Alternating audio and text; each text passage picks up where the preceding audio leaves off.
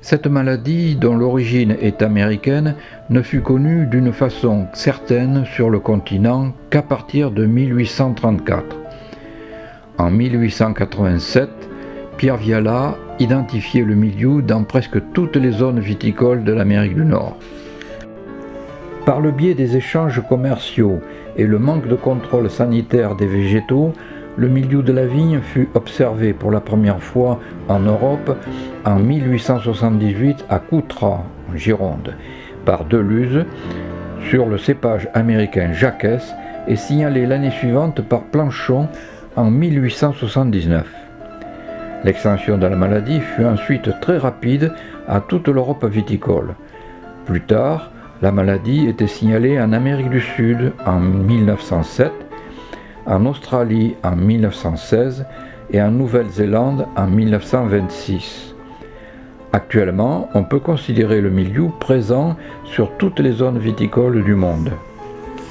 Dès 1880, le mildiou se répandait avec une rapidité d'extension et une puissance de destruction qui s'ajoutait à celle des ravages causés par le phylloxéra.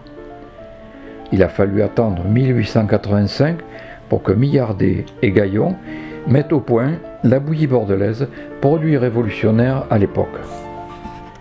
Le mildiou de la vigne est certainement l'une des maladies les plus étudiées. Son agent responsable identifié, Plasmopara viticola, attaque les feuilles, les inflorescences jusqu'à la fermeture des grappes et les rameaux non aoutés.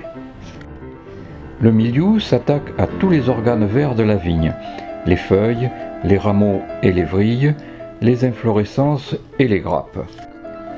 C'est évidemment sur les feuilles que la maladie est la plus apparente et la plus facile à identifier dans le vignoble. Sur les feuilles malades, on voit apparaître des taches d'une teinte plus claire que le reste du limbe et dont les contours sont plus ou moins imprécis. Ce sont les taches d'huile. Sur les feuilles jeunes, ces taches sont étendues et se développent dans toutes les directions sans être arrêtées par les nervures. Dès que le taux d'humidité devient suffisant, c'est-à-dire supérieur à 80%, ces taches d'huile se recouvrent d'un feutrage blanc de conidiophore à la face inférieure du limbe. Les tissus de la tache d'huile se nécrosent et ne tardent pas à mourir. Ils brunissent et se dessèchent. La feuille est comme grillée et finit par se détacher du rameau. Lorsque le feuillage est attaqué précocement et avec gravité, l'assimilation chlorophyllienne étant arrêtée, la récolte de l'année peut être compromise, d'autant plus que les grappes sont également attaquées. À la fin de l'été, c'est-à-dire août-septembre, sur les feuilles âgées, l'évolution des taches est arrêtée par les nervures. Elles restent petites et présentent des contours polygonaux. Ce sont les taches en point de tapisserie, communément appelées mildiou mosaïque. Ces taches, limitées et très nombreuses, d'âges différents, donnent un aspect mosaïque avec des couleurs variées, passant du jaune au marron, plus ou moins foncé et quelquefois au rouge selon les cépages. À cette période, le champignon forme des entéridies et oogones qui, après fécondation, produisent les œufs d'hiver ou oospores dans les feuilles tombées au sol. Nous verrons plus loin que cette phase de développement de la maladie en fin de saison est capitale pour la survie du parasite. Les pousses contaminées brunissent et prennent la couleur et l'aspect d'un végétal échaudé. Des taches brunes apparaissent au niveau des nœuds. La décoloration et la mort des tissus fragilisent la solidité des rameaux qui se cassent au moindre choc au niveau de l'entrenœud atteint. Lors d'attaques précoces, les rameaux se déforment et présentent des fructifications sur la zone nécrosée, semblables à celles observées à la face inférieure des feuilles tachées. Plus tard, lors des écimages provoquant le développement de rameaux anticipés à croissance parfois rapide, les attaques du mildiou peuvent dessécher cette zone de végétation et réduire sa surface foliaire. Les vrilles, point de fixation des rameaux sur les fils de relevage, sont fréquemment atteintes. Elles brunissent et se couvrent assez fréquemment de fructification conidienne blanchâtre. La vrille malade peut être un relais de contamination du rameau. Les attaques du mildiou avant la floraison se traduisent par une destruction partielle ou totale des inflorescences pouvant provoquer leur chute prématurée. Les boutons floraux sont directement contaminés, puis les pédicelles et la charpente de l'inflorescence jusqu'au pédoncule qui peut directement atteindre le nœud du rameau. Les inflorescences atteintes au niveau du pédoncule et de la charpente présentent fréquemment un symptôme en S ou en crochet très caractéristique de la sensibilité du végétal et de l'agressivité du parasite.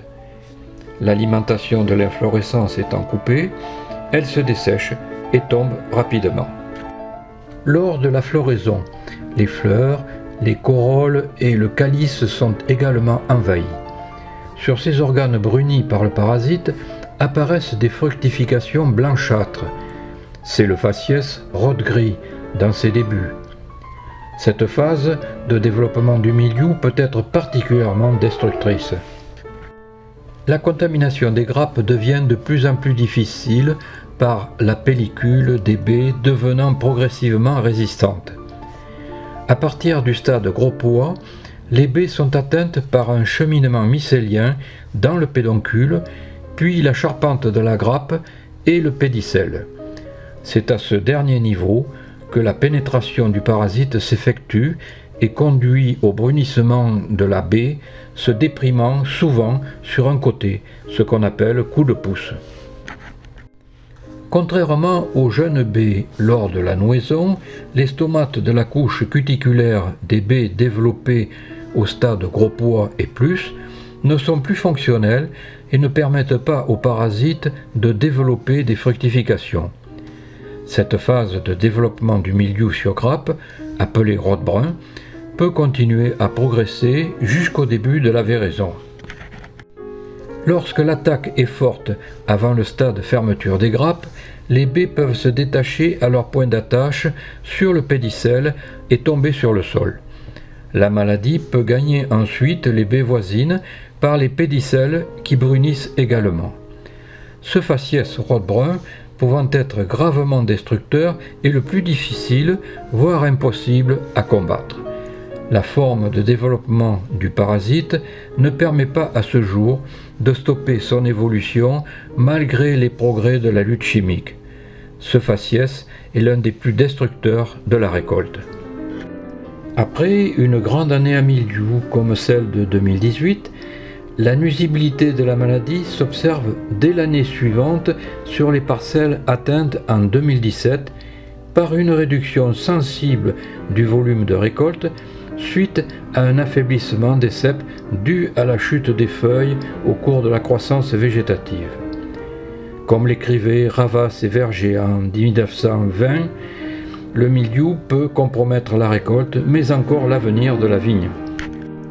La sensibilité de la vigne varie d'un cépage à l'autre.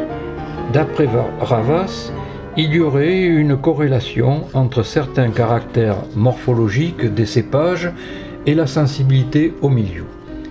Selon cet auteur, les cépages à feuilles épaisses et mobiles, tels que le grenache et la clairette, seraient plus sensibles au mildiou que les cépages à feuilles sèches et minces, comme l'aramon. Les hybrides producteurs directs sont généralement assez résistants au mildiou. Ils doivent cette résistance au géniteur d'origine américaine, qui est généralement le Vitis rupestris ou Vitis riparia. La résistance au mildiou a été la principale raison d'être de ces hybrides au cours des années 1950 à 1960. Le développement de ces hybrides a été rapidement arrêté à cause de la qualité médiocre des raisins et des vins. Il faut noter cependant la moindre sensibilité du Bacco 22A, toujours cultivé pour la production des vins destinés à la distillerie dans l'Armagnac. La station viticole de Cognac, en collaboration avec l'INRA, teste depuis de nombreuses années des cépages moins sensibles au mildiou et à l'oïdium. La première étape de sélection des géniteurs est en cours. L'objectif est de sélectionner un individu intéressant ou un parent pouvant être croisé avec l'Uni blanc, cépage dominant de l'appellation Cognac. Le but est d'arriver à réduire le poids des intrants phytosanitaires et de s'adapter aux changements climatiques en cours sans altérer la qualité originale du cépage. Autre exemple prometteur qui mérite d'être cité, l'Institut de viticulture et d'œnologie de Freiburg en Allemagne a sélectionné une dizaine de cépages tolérants au mildiou et à l'oïdium. Plus de 3000 hectares de ces nouveaux cépages sont déjà implantés dans 25 pays viticoles du monde. Les résultats obtenus par cet institut sont encourageants. En 2 décennies d'expérimentation, le nombre de traitements anti-mildiou a été seulement de 1 à 3. La France a commencé à les tester. Le mildiou de la vigne est un parasite obligatoire qu'on ne sait pas cultiver au laboratoire, mais pouvant se multiplier à volonté dans les tissus herbacés. Il est inféodé à la famille des Vitacées. Les premières descriptions du mildiou de la vigne ont été faites à la fin du XIXe siècle. En 1855, Berkeley et Curtis le découvrent comme un Botrytis viticola. C'est ensuite De Bary qui le classa le premier dans les Peronosporacées sous le nom de Peronospora viticola. Le genre Peronospora ayant été scindé en 2, d'après le mode de germination, son nom définitif est devenu Plasmopara viticola en 1888. Le Plasmopara viticola est donc un homicète hétérotalique. Le mildiou de la vigne, maladie très ancienne, continue de faire l'objet de nombreux travaux de recherche.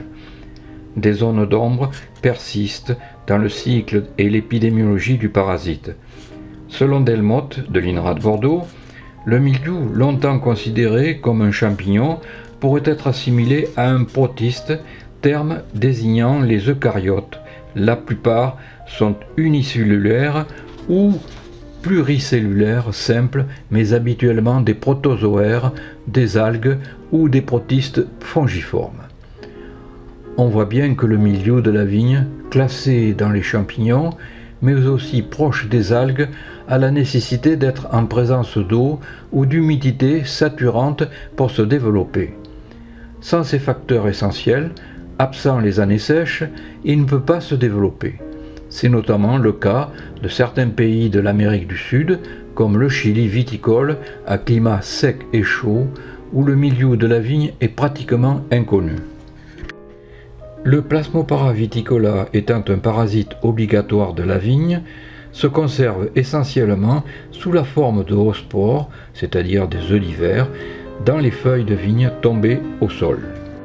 Ce mode de reproduction sexuée s'effectue à la fin de l'été et en automne dans les taches de mildiou développées en point de tapisserie, symptôme dénommé mildiou mosaïque.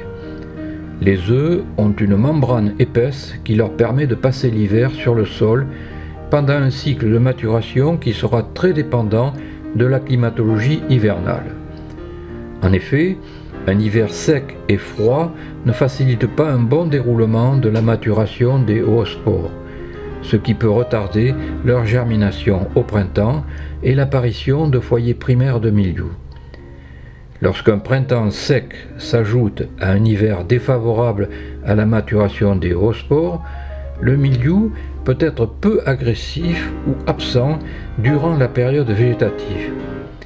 C'est un phénomène observé qui doit être pris en compte pour ne raisonner la lutte qu'en fonction du risque épidémique observé. Le processus de germination des oospores conservés sur le sol durant toute la période hivernale est engagé dès qu'elles sont mûres, entre la fin mars et le début du mois de mai, selon les zones climatiques viticoles, quand la température de l'eau de pluie ou des flaques d'eau stagnantes sur le sol a atteint le seuil de 11 degrés. Le contrôle de la germination des oospores peut se faire à l'aide d'une binoculaire à fort grossissement ou avec un microscope. Le mildiou se propage dès le printemps et surtout à la faveur des pluies. Lorsque les hauts spores sont en état de germer et qu'une pluie intervient avec une température minimum de 11 degrés, l'émergence des macroconidies dans l'eau exclusivement permet de libérer les zoospores munis de flagelles sur les jeunes feuilles proches du sol qui vont conduire aux contaminations primaires. Après avoir perdu leurs flagelles, les zoospores s'enquistent puis émettent un tube germinatif qui pénètre dans l'hôte par les stomates, porte d'entrée exclusive du parasite. Le tube germinatif, issu de la zoospore, s'insinue dans l'ouverture du stomate et occupe la chambre sous-stomatique. La période qui suit la contamination, au cours de laquelle le champignon envahit les tissus jusqu'à ce que le symptôme tache d'huile apparaisse, est la phase d'incubation. Selon la température, la durée d'incubation peut varier de 4 à 20 jours, avec une plus grande fréquence à 7-10 jours. Lors des contaminations primaires, la durée d'incubation peut être plus longue du fait que les températures au niveau du sol sont généralement plus basses. La sporulation du champignon se manifeste à la surface des organes parasités, c'est-à-dire sur la face inférieure des feuilles. Elle a lieu par l'ostiole des stomates sous la forme de conidiophores issus du mycélium interne. Les conidiophores apparaissent quelques jours après la sortie des taches d'huile. Elle est étroitement liée à l'hygrométrie qui doit être à 95-100% et à un minimum d'obscurité de 4 heures. Dans ces conditions, aux températures variant de 13 à 27 degrés, les conidiophores se forment en une journée. À 18-22 degrés, leur formation ne demande que 10 à 12 heures, soit une nuit. À la faveur des pluies printanières, les conidies se détachent des conidiophores pour être entraînées sur de nouvelles jeunes feuilles situées à des niveaux supérieurs, le vent pouvant, avec les pluies, jouer un rôle important dans la dissémination à distance. Cette phase de développement du parasite est appelée contamination secondaire. Des contaminations successives pourront avoir lieu après chaque cycle de développement du parasite par l'intermédiaire de pluies favorables. Les attaques de mildiou se manifesteront sur tous les organes réceptifs, feuilles, rameaux, vrilles, inflorescences et grappes jusqu'à un stade proche de la véraison. Le faciès rode-gris apparaît sur les jeunes grappes entre les stades préfloraison et nouaison avancée, c'est-à-dire le stade grain de poivre. Ce symptôme est reconnaissable par la présence d'un duvet blanchâtre recouvrant les organes contaminés, c'est-à-dire des conidiophores semblables à ceux observés sur la face inférieure des feuilles. Le faciès rode-brun apparaît plus tardivement, c'est-à-dire à un stade où la contamination des grappes est plus difficile parce que les stomates portés par les baies et la rafle ne sont plus fonctionnels.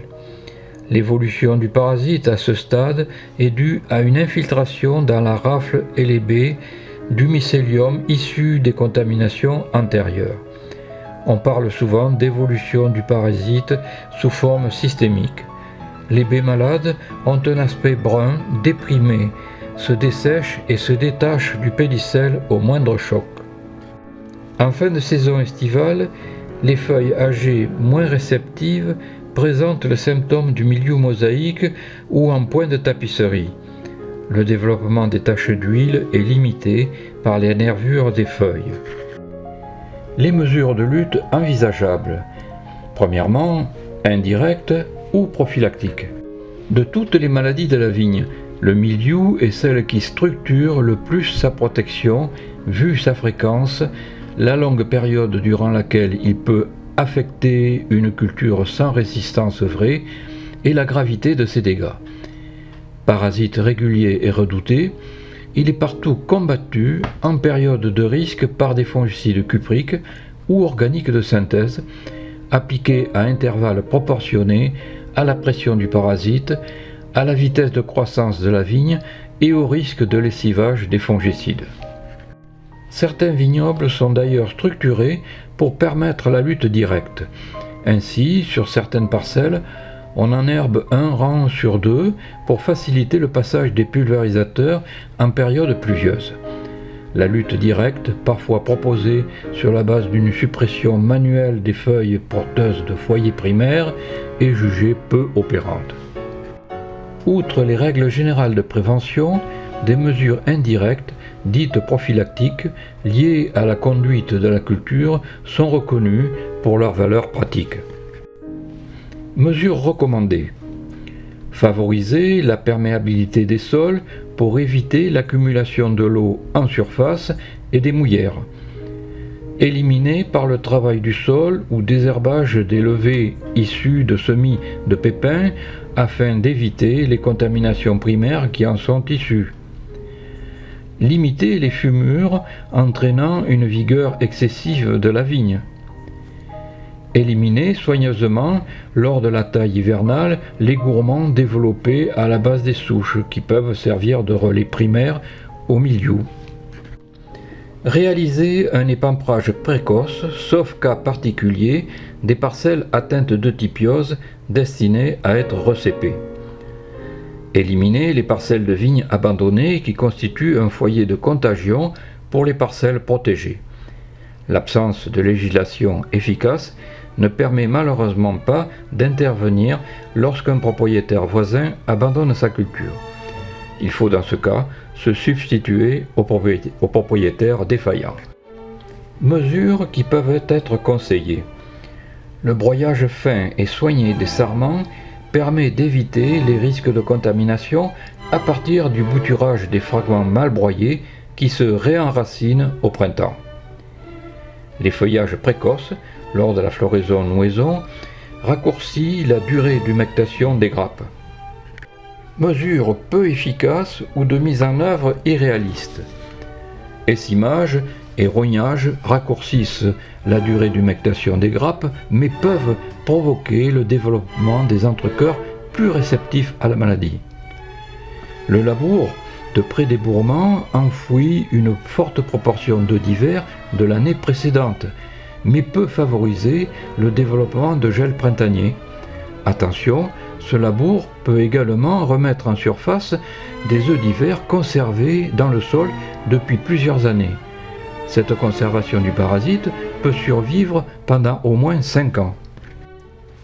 Les mesures de lutte directe ou chimique. La protection des vignobles contre le mildiou de la vigne a été longtemps dominée par l'emploi de la bouillie bordelaise, unique moyen de lutte chimique jusqu'à la fin des années 1940.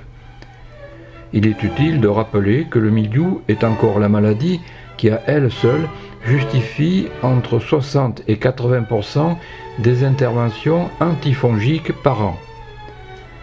Les conditions d'efficacité des traitements obligent ainsi à mieux connaître la maladie, la réceptivité de la vigne, le mode d'action biologique des fongicides et leur possibilité d'utilisation.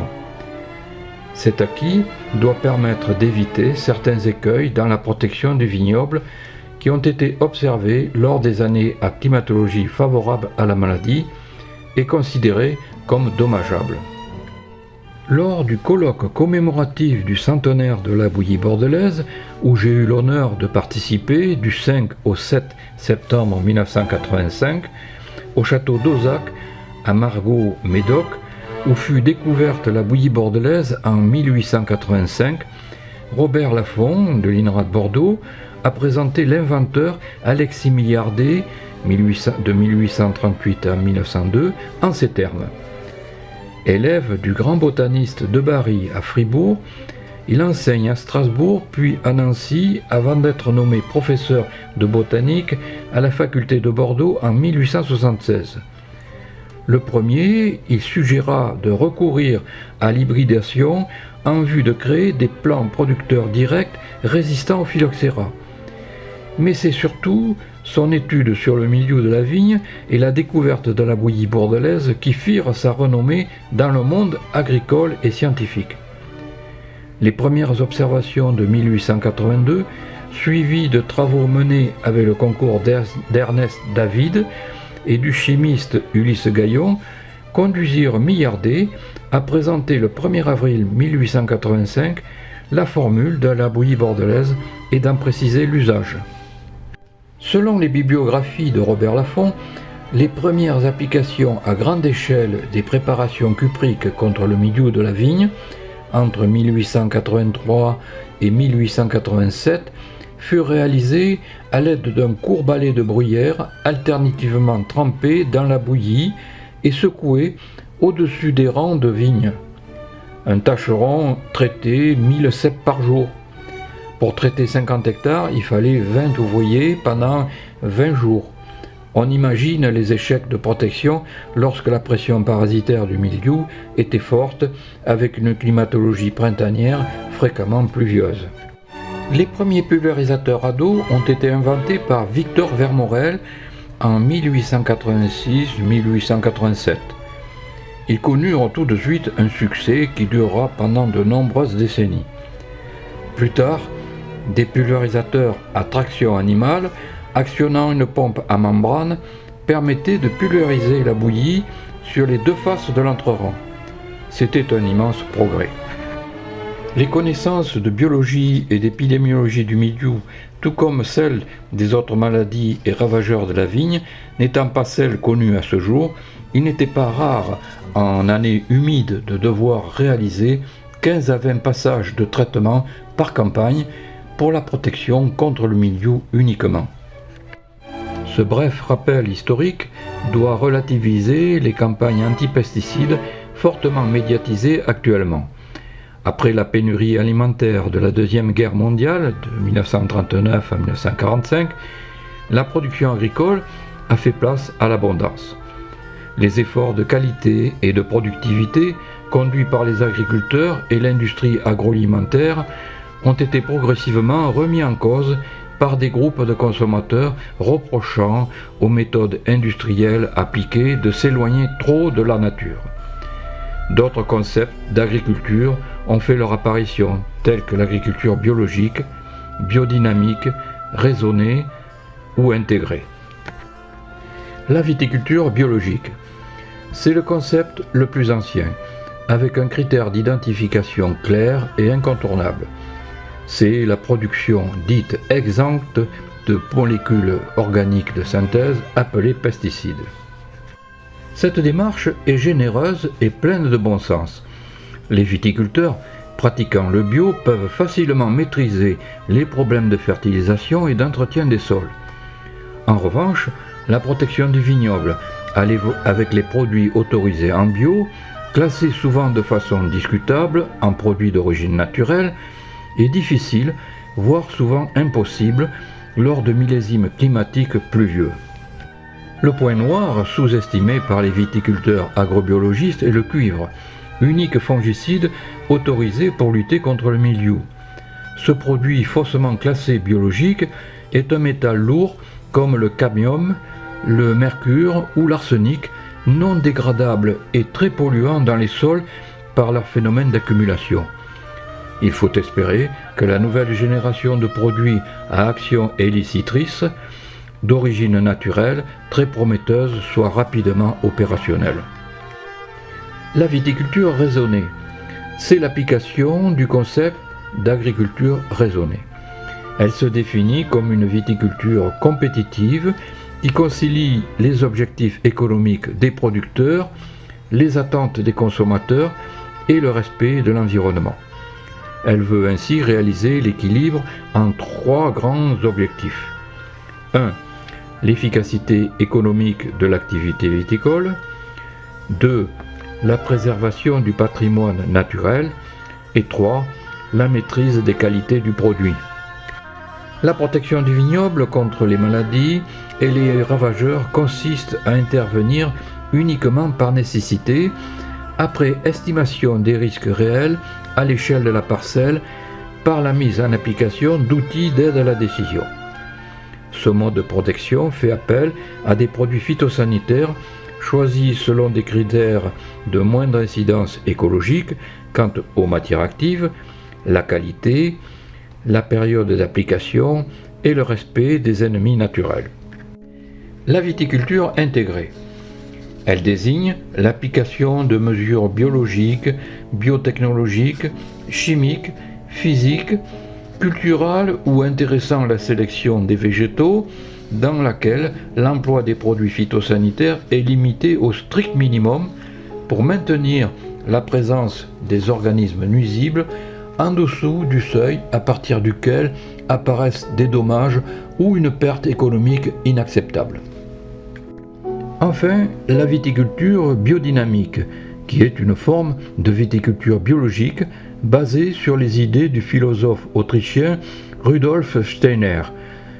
Elle n'utilise aucun engrais ou pesticide chimique de synthèse. Elle se démarque par l'utilisation de préparations végétales ou minérales pulvérisées à dose homéopathique et destinées à dynamiser l'activité biologique des sols et la défense naturelle de la vigne. Le biodynamiste prend aussi en compte, pour tous ses travaux de la vigne, le cycle cosmique des planètes. C'est une démarche qui, à ce jour, manque de validation scientifique. Prise de décision de la protection du vignoble. Quel que soit le concept de protection choisi, la maîtrise du milieu doit être assurée en intervenant au bon moment uniquement, en fonction du risque épidémique calculé et observé lié au climat, à la croissance végétative et à l'organisation du travail du viticulteur. Pour cela, le viticulteur peut s'appuyer sur les outils d'aide à la décision utilisés et recommandés tels que la gestion climatique, faite à l'aide d'une station météorologique implantée au cœur du vignoble, permet d'identifier les périodes climatiques favorables au développement du parasite.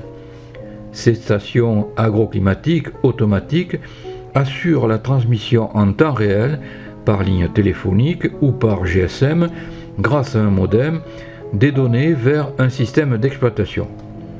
Il faut préciser que malgré le qualitatif d'automatique, une station ne fonctionne et ne fournit des données incontestables et exploitables que si elle est normalement et convenablement contrôlée. La qualité de la mesure climatique doit être le principal souci du viticulteur pour fiabiliser les simulations de la modélisation et des décisions à prendre. La modélisation. Ces outils précieux qui simulent le développement épidémique du mildiou facilitent le raisonnement de la lutte. Deux catégories existent. 1. Les modèles de tendance, épis, pommes, PECOP, potentiel système et autres. Ils permettent de prévoir la date de maturation des œufs d'hiver et le niveau de risque en sortie d'hiver, puis de calculer le risque épidémique durant la phase végétative. 2. Les modèles descriptifs, Milvit, Milstop, Dionys et autres, représentent le déroulement des cycles primaires et secondaires de la maladie et son développement au sein des BSV. Le fonctionnement de ces modèles nécessite d'activer des données météorologiques fiables en temps réel. C'est possible en utilisation des stations météorologiques automatiques reliées à un ordinateur et à la fiabilité contrôlée par des logiciels de validation. Les avertissements agricoles ont été remplacés par les BSV, bulletins de santé végétale, en 2009. À l'issue des travaux du Grenelle de l'environnement, le ministère de l'Agriculture a renforcé les réseaux de surveillance sur les bioagresseurs et sur les effets non intentionnels des pratiques agricoles. Un réseau d'observation rassemblant l'ensemble des opérateurs concernés s'est constitué au sein de chaque région. Le bulletin de santé végétale permet de dresser une tendance hebdomadaire de la situation régionale avec l'évolution du risque épidémique calculé par la modélisation pour chaque maladie, pour chaque culture suivie. Il est mis en ligne chaque fin de semaine et accessible gratuitement à tous. En revanche, le bulletin de santé végétale ne préconise aucune démarche de protection comme le faisaient auparavant les bulletins d'avertissement agricole SRPV. La découverte des foyers primaires de mildiou, longtemps basée sur la recherche de la première tâche par les viticulteurs, est souvent aléatoire et peu précise sur une zone viticole composée de microclimats variés. De ce fait, la création d'un réseau de détection des foyers primaires, simple à mettre en place, peut permettre de constituer une cartographie de zones favorables au développement précoce de la maladie d'une part, et conforter la préconisation du premier traitement applicable selon le risque épidémique et climatique d'autre part. Une méthode simple qui consiste à mettre en œuvre la démarche suivante. Collecter une réserve de feuilles atteintes de mildiou mosaïque avant la chute des feuilles et les premières gelées. Constituer un conservatoire à mildiou entre deux ceps de vigne sur le sol et protégé par un filet permettant aux parasites de subir les conditions climatiques hivernales et assurant une bonne maturation des œufs d'hiver. Recenser les parcelles de vignes les plus atteintes de mildiou au cours de l'année passée. Dès que les parcelles de détection sont choisies, elles doivent être taillées selon la méthodologie présentée dans la figure 1. Un contrôle minimum de la climatologie est indispensable. En l'absence de station météo, il est nécessaire de contrôler au moins la pluviométrie à l'aide d'un pluviomètre à lecture directe placé à côté de la parcelle d'observation. Au stade 2 à 3 feuilles étalées des bourgeons en contact avec le sol, on effectue un suivi épidémiologique rigoureux sur les premières feuilles développées dès qu'un événement climatique est considéré favorable à une contamination primaire. Selon le régime pluvieux printanier capable de provoquer une succession de contaminations primaires, les observations doivent être renouvelées pendant plusieurs jours afin d'évaluer des sorties décalées de tâches. Au cours du printemps 2018, extrêmement favorable à la réalisation de contaminations primaires virulentes, cette méthode permettait de valider les prévisions du risque épidémique au niveau d'une exploitation et d'orienter la première application anti-mildiou dans une stratégie de protection raisonnée. Avec cette méthode, on peut réduire significativement le nombre d'applications anti-mildiou au cours des millésimes climatiques printaniers secs. En conclusion, le mildiou, maladie cryptogamique d'origine américaine, continue de sévir très durement comme en 2018, provoquant des pertes importantes de récoltes. Les connaissances de biologie et d'épidémiologie sont particulièrement bien connues.